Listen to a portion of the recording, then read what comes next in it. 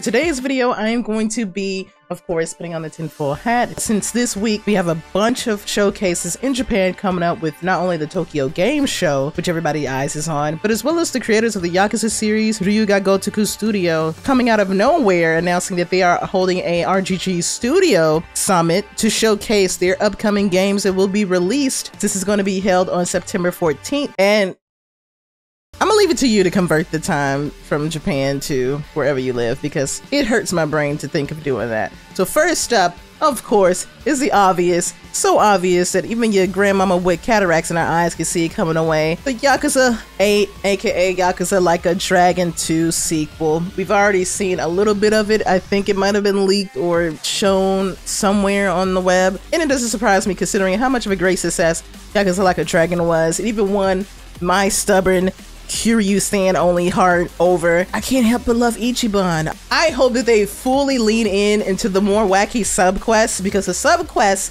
in the first Like a Dragon was like off the wall, baby, let's go get your prescription changed, ridiculous, and I loved every single moment of it. So I hope that in Like a Dragon 2 it just goes higher and higher up the wacky food chain. But also, as far as the main story, of course you're gonna keep the story very serious, very dramatic, but seeing that it's a sequel, I just hope that with this new story for Like a Dragon 2 is going to not only be completely different from Like a Dragon 1, but I hope that some bits and pieces that were sort of dropped in Yakuza Like a Dragon gets fully explored into Like a Dragon 2. And who knows, we might also get some new party members. And I hope, just like in Like a Dragon 1, where they had a lot of cameo appearances from very prominent Yakuza characters over the series, I really hope that in Like a Dragon 2, we actually get to meet more of these characters. Specifically, I hope we get to go to a certain orphanage and see a certain character who is probably still in charge of that orphanage, considering who left that orphanage in her care, as well as the other kids that grew up with her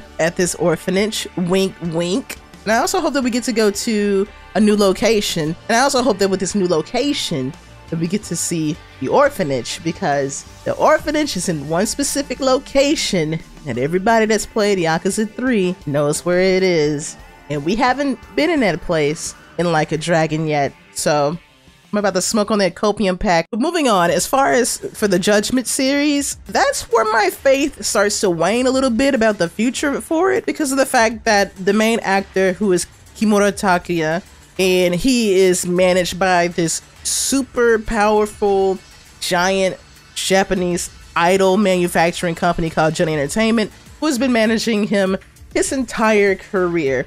And from what I've seen and read, they were adamant with SEGA about not making a Lost Judgment, as well as probably Judgment also PC port, because they did not want for Mr. Kimura to be modified with. Pretty much they didn't want people to make mods with him and put him in various unfavorable situations across the internet, because of the fact that, well, from what it sounded like when I read the articles, they actually own his likeness. They actually own his face. Legally, they own his face. And I'm pretty sure Mr. Kimura owns his likeness as well. But Johnny Entertainment pretty much told SEGA, we do not want a PC port for these games, because we do not want people putting Mr. Kimura into Honey Pop, okay, or whatever. And because of that, there have been talks that Lost Judgment may possibly be the only sequel and final sequel to the Judgment series. I will say though, if they were to make a Judgment sequel, I can see them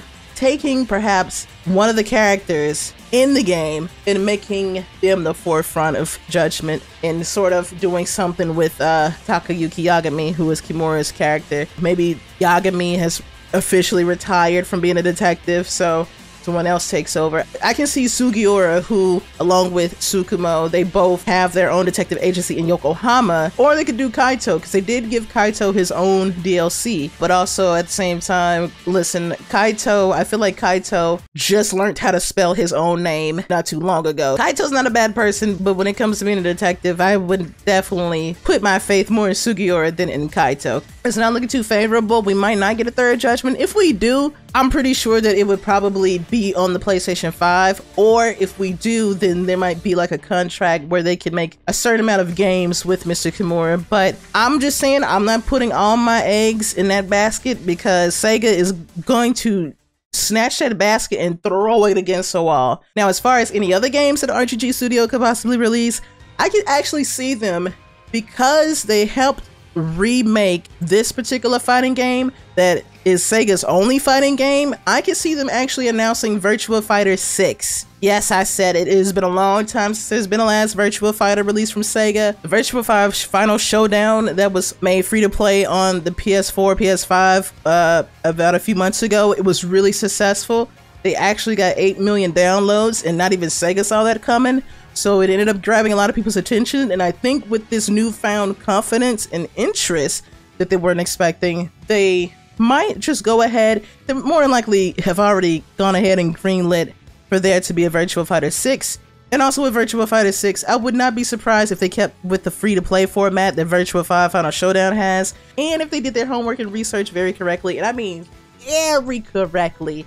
I can also see Virtua Fighter 6 having rollback netcode, and seeing how the landscape of fighting games have now entered into a arguably another golden era of fighting games.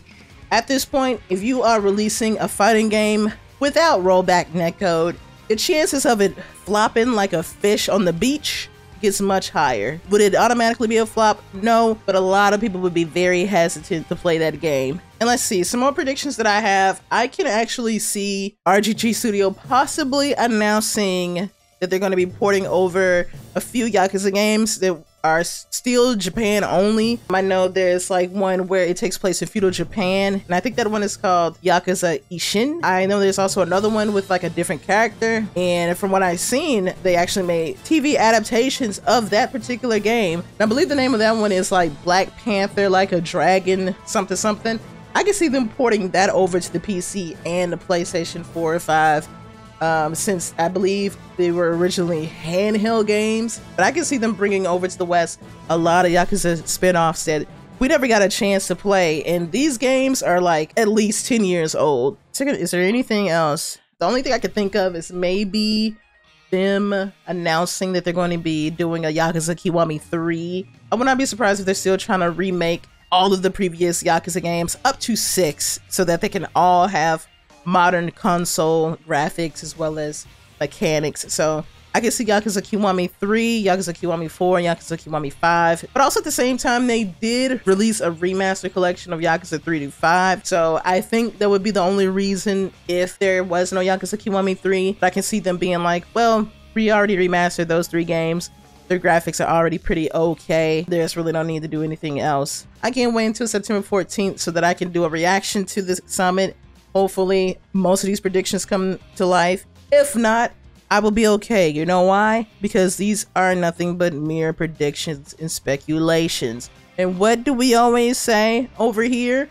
Do not give in to the tinfoil hat. If it happens, it happens. If it don't, just gotta keep moving. But I'm going to go ahead and move this video on towards the end. If you enjoyed this video, please make sure to click on the like button and also leave a comment down below as to what you are anticipating from the RGG Studio Summit Conference E3 exclusive. And as always, remember to stay safe, stay healthy, always hire a chicken to manage your business, and peace.